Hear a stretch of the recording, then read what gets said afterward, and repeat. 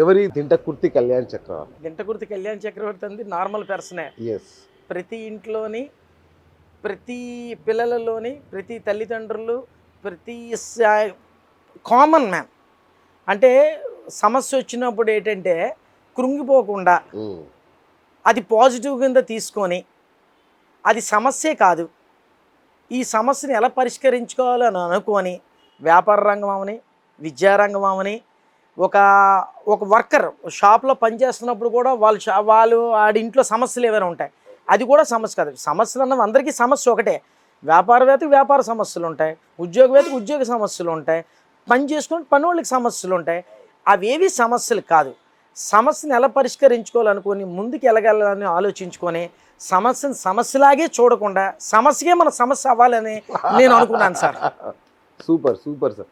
కళ్యాణ్ చక్రవర్తి ఒక 14 ఏళ్ల క్రితం శ్రీకాకుళంలో బస్ ఎక్కి విజయనగరం వచ్చాడు.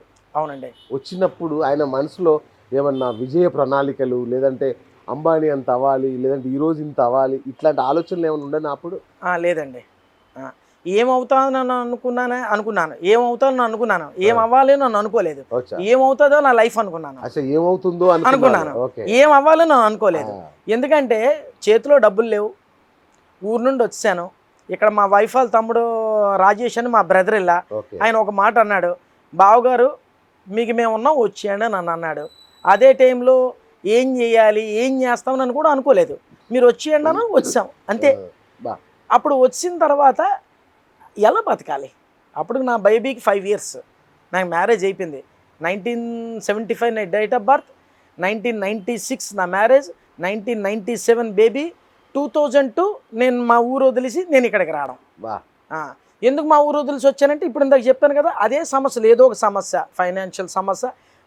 అంటే చిన్న వయసులో పెళ్లి చేసుకొని అప్పుడు మనకి ఏంటంటే బాధ్యత అంటే ఏంటి, డబ్బులు అంటే ఏంటి, ఫైనాన్షియల్స్ ఏంటి అంటే ఏంటి, అప్పుడు మనకు ఆ ఏజ్లో తెలియక చేసే కొన్ని తప్పుల వల్ల నేను ఎవరిని నిందించట్లేదు సార్. నాకు బేసిక్ డౌట్, అసలు ఏమీ తెలియని మీకు పిల్లలు ఎలా ఇచ్చారు సార్?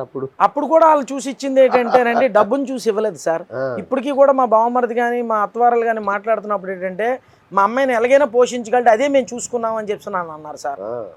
బావమరిది బతుకుగోరతాడు అంటారు మామూలుగా. అవునండి. మీ బావమరిది నిజంగానే మీకోసం అది చేసి పెట్టాడు. అవునండి. వండర్ఫుల్. ఆయన ఆ వరడికి నిరూపించాడండి, అంతేనండి ఆయన. నిజంగా గ్రేట్.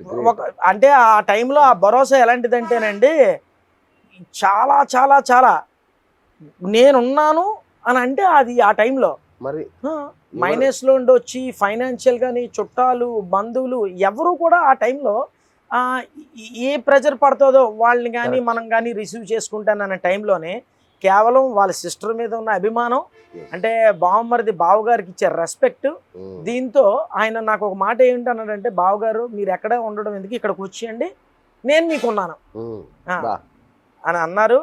అలాగే అన్ని వెంటనే ఆయన వచ్చిన వెంటనే చాలా రకాల ఆపర్చునిటీస్ కూడా ఆయన మనకి కల్పించడానికి చాలా చాలా కష్టపడ్డారు.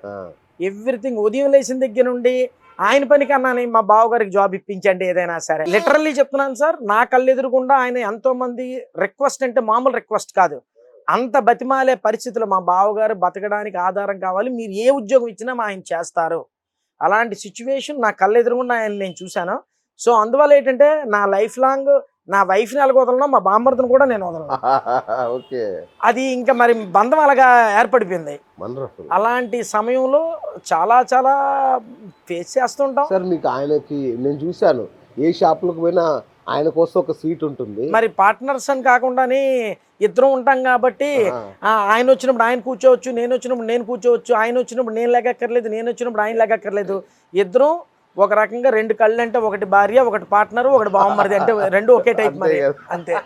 మీకు అదనం ఇది. బై ద బై ఆయన కూడా ఏంటంటేనండి, ఎనీథింగ్ ఏ విషయమైనా సరే బావగారు అని రెస్పెక్ట్ ఇచ్చే ఏ ప్రణాళిక, వ్యాపార పరంగా ఏ ప్రణాళిక అయినా సరే 100కి 100 ఒపీనియన్స్ నాకే ఇచ్చేస్తాడు ఆయన. మీరు చేస్తే బాగుంటుంది, మీరు చెయ్యండి. ఒక మనిషి 0 - లాస్లో వచ్చిన మనిషికి ఆ కాన్ఫిడెన్స్ లెవెల్స్ ఆయన ఇచ్చినప్పుడు మనకి ఇంకా అంటే మన ఆలోచనలు బాగున్నాయని మనం నమ్ముతున్నాడు అని చెప్పని మనం ఆచి తూచి స్టెప్ వేస్తున్నాం. ఆ స్టెప్ వేసేది భగవంతుడి దయ వల్ల, అందరు బ్లెస్సింగ్స్ వల్ల, నిజంగా కూడా ఏంటంటే వ్యాపారంలో మేము సక్సెస్ అయ్యామండి. అవును. yes, you మేము are వ్యాపారంలో successful. మేము సక్సెస్ అయ్యాం. సక్సెస్ ఏంటంటే మీరు ఏంటి సంపాదించారంటే ఆస్తులు సంపాదించారా, లేకపోతే బిల్డింగ్లు ఏమి కొన్నారా, మీ ఓన్ ప్రిమిసెస్లు ఏమైనా కొన్నారా, తోటలు కొన్నారంటే కాదండి. నా దృష్టిలో వ్యాపారం సక్సెస్ అంటే నలుగురు నోట్లో 50 సంవత్సరాలు ఉన్న ఫర్మోడితో 14 సంవత్సరాల ఫర్మ్ ఉన్నోడు పోటీ పడడమే సక్సెస్ అని నేను అనుకుంటున్నాను. అంతే ఇక. ఇప్పుడు నేను అడిగితే ఎవరైనా మంచి ఫర్నిచర్ కావాలి, మంచి సోఫాలు, కస్టమైజ్డ్ సోఫాలు కావాలంటే చక్రవర్తి షాప్కి వెళ్ళండి అంటున్నారు అంటే చక్రవర్తి షాపు శ్రీవారి చక్రవర్తి అని అంటారు కదా. అంటారు. చక్రవర్తి శ్రీవారి షాప్ అంటే తెలుస్తుంది అదే చక్రవర్తి షాప్ అన్నా కూడా అందరికి కొంచెం నోటెడ్ అనండి. నోటెడ్. నాకు ఇంకొక బేసిక్ డౌట్స్ తర్వాత మనం వేరే ఇంటర్వ్యూలోకి వెళ్ళిపోదాం. మామూలుగా పార్ట్నర్స్ తో అయితేనే గోల్డ్ అని గొడవలు అవుతాయి. అవును. అలాంటి భార్య తమ్ముడితో 14 ఏళ్ళుగా మీరు వేగుతున్నారా లేదంటే పర్వాలేదా? గొడవలు ఏమన్నా? గొడవలు అంటే అది యాక్చువల్గా ఏంటంటే మా బామ్మర్ది నాది గన్ను బుల్లెట్ టైప్ అండి. అబ్బా, బుల్లెట్ లేదు అనుకోండి గన్ పనిచేయదు. ఉపయోగం లేదు. గన్ ఉంది బుల్లెట్ లేదు, ఉపయోగం లేదు, పనిచేయదు. అంటే గన్ ఏం చేస్తుంది, స్లోగా ఉంటుంది. బుల్లెట్ ఏం చేస్తుంది, ఫైర్ ఇస్తుంది. ఒక స్లోగా ఉన్న వ్యక్తి దగ్గర ఫైర్ ఉండాలి. ఒక ఫైర్ ఉన్న వ్యక్తి దగ్గర ఫైర్ను కంట్రోల్ చేయడానికి ఒక కూల్ మ్యాన్ ఉండాలి. ఆయన అడ్మినిస్ట్రేషను, ఆయన విధానము, ఆయన అకౌంటబిలిటీ, ఆయన ఎక్స్ట్రాడినరీ.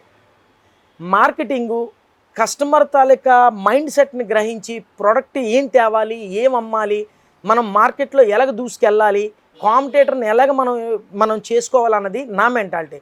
సో మా ఇద్దరు కూడా కలడం వల్ల ఏంటంటే గన్ను బుల్లెట్ టైపు. ఆయన లేకపోతే బుల్లెట్ లేదు, బుల్లెట్ లేకపోతే గన్ లేదు. సో అందువల్ల ఏంటంటే మా బుల్లెట్ గన్ను కూడా ఇద్దరం కలిపి ఏదైనా షూట్ చేస్తాం. మిమ్మల్ని విడదీయడం చాలా కష్టం. అది నెవ్వరు సార్, అది నెవ్వరు. అది ఎవరైనా ట్రై చేశారా విడదీయాలని? సార్ అంటే నేను ఎప్పుడు కూడా ఏంటంటే ఎదుటి మనుషులు నెగిటివ్ చూడలేదు. ఎదుటి మనిషి ట్రై చేసినా సరే అది పాజిటివ్ కింద తీసుకున్నాను నేను. అంతే. ఇప్పుడు ఎవరైనా ఏదో మాట పోని మీ బావమరిది మీకు ఇలాగ అన్నాడు అని చెప్పి నాకు ఎవరైనా సరే వచ్చి చెప్పినా సరే, ఓహో అయితే నా మంచి కోసమే చెప్పుంటాడని నేను అనుకొని నా కోసం ఆయన నెగిటివ్ చెప్పాడని అనుకోవట్లే. మంచి ఇన్ఫర్మేషన్ ఇచ్చాడు, మా బామ్మడికి నచ్చట్లేదు కావాలి ఇలా ప్రవర్తించడం, నేను మారిపోతాను అంతే. తెప్పించి చెప్పినోడు మా ఇద్దరిని బంధం విడగొట్టాలని చెప్పి చూస్తున్నాడని నేను అనుకోలేదు ఎప్పుడు కూడా. అలాగ అనుకోకపోవడం వల్ల ప్రాబ్లం ఏమైందంటే, అలాగ అనుకోకపోవడం వల్ల ప్రాబ్లమ్స్ రాలేదు. ఒకటి చెప్పినోడు రెండోసారి చెప్పట్లేదు కూడా. మరి ఇంకెందుకు చెప్తాడు? ఇంకా ఎప్పటికైనా వీళ్ళిద్దరూ ఒకటే మరి. సో కాంట్రవర్సీస్ రావు అప్పుడు మనకి. సూపర్ సార్, నిజంగా మీ జోడి ఇలాగే కలకాలం ఉండాలి. ఉంటుంది సార్. సో ఇంకా పెద్ద సామ్రాజ్యం నిర్మించాలి మీరు, వ్యాపార సామ్రాజ్యం. భగవంతుడి దయ వల్ల, శ్రీనివాసుడి దయ వల్ల, పెద్దలందరూ ఆశీస్సులతోనే మేము. మీ పేరు అంటే కంపెనీ పేరు శ్రీవారి ఫర్నిచర్, శ్రీవారి ఇంటీరియర్స్, ఇలా శ్రీవారిని ఎలా మీరు అంటే దైవ బలమా, దైవ సంకల్పమా, ఈ పేరు ఎలా వచ్చింది? అది రియల్లీ దైవ సంకల్పమేనండి. మేము ఏ షాపు పెట్టక ముందు ఒకసారి వైజాగ్ నుండి అంటే 50 కిలోమీటర్ దూరంలో బామ్మరిది నేను మామూలుగా ఎప్పుడైనా సరే ఏదైనా షాప్ పెడదాము అంటే మార్కెట్లో కొత్త ట్రెండ్ ఉన్నప్పుడు పెడదాము అంటే ఎవరు తాలూకా బిజీ షెడ్యూల్స్లో ఇంతకుముందు ఉన్న బిజీస్లో ఉన్నాం.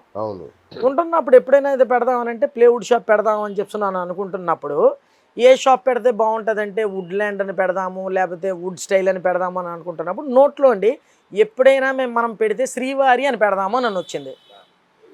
అనుకున్న తర్వాత 1.5 year తర్వాత ప్రాజెక్ట్ స్టార్ట్ చేసాం సార్. అప్పుడు శ్రీవారియే పెట్టాము. పెట్టేసిన తర్వాత పంతులు గారికి వెళ్ళి చూపిస్తే ఇది ఎక్స్ట్రాడినరీ నేమ్, ఇది మంచి దీంట్లో ఉంది, స్వామివారి శ్రీకారంతో స్టార్ట్ అయింది, చాలా బాగుంటుందని చెప్పారు. సో పెట్టిన దగ్గర నుండి కూడా మా శ్రీవారి సంస్థల్లో కూడా ఆ స్వామివారి బ్లెస్సింగ్తో స్టార్ట్ అయ్యాయి. కాబట్టి షాప్లో కూడా చాలా మటుకు బూతు మాట్లాడడం కానీ అలాంటివి ఏం మాట్లాడడం. ఉదయం మధ్యాహ్నం మా శ్రీవారి సంస్థలోని 2 పూట్ల సాంబ్రాణి దూపంతో ఉంటుంది, పసుపు నీళ్ళతో జల్లుతాము 365 రోజులు. నాన్ వెజ్ అన్నది షాప్లో కుర్రోలు కూడా క్యారేజ్ తెచ్చుకొని లోపల తినడానికి అవకాశం లేదు, బయట ఎక్కడైనా తినాలి తప్పించి. ఇవన్నీ పాలసీస్ పెట్టుకున్నాం. దాంతోపాటు ఏంటంటే ప్రతి శనివారం స్వామివారికి ఇష్టమైన పులిహార వితరణ ట్రెడిషనల్గానే జరుగుతుంది తప్పించి 365 days శ్రీవారి ప్లేవుడ్లో, శ్రీవారి కంఫర్ట్స్, శ్రీవారి ఫర్నిచర్లో కానీ విష్ణు సహస్రనామాలు కానీ, గోవిందనామాలు కానీ, లలితా సహస్ర డివోషనల్ సాంగ్ తప్పించి నార్మల్ మ్యూజిక్, నార్మల్ సాంగ్ అనేది ఈ రోజు వరకు గత 14 సంవత్సరాల్లో మా ఫర్మ్స్లో ఏమీ జరగవు. మాకు నమ్మకం ఏంటంటే ఖాళీగా కళ్ళు మూసుకొని మేము ఉంటే స్వామివారు వచ్చి షాప్లో వెళ్ళి వస్తున్నారన్నంత ఒక ట్రాన్స్లో మేము ఉన్నాం. బా. అలాంటి ట్రాన్స్లో స్వామివారి బ్లెస్సింగ్తో ప్రతి షాపు ఉంటున్నప్పుడు స్వామివారికి ఇబ్బంది పడేవి, స్వామివారికి నచ్చనివి, స్వామివారికి చేయకూడనివి మేము చేయకూడదనే ఉద్దేశంతో ఇవన్నీ మేము చేస్తాం.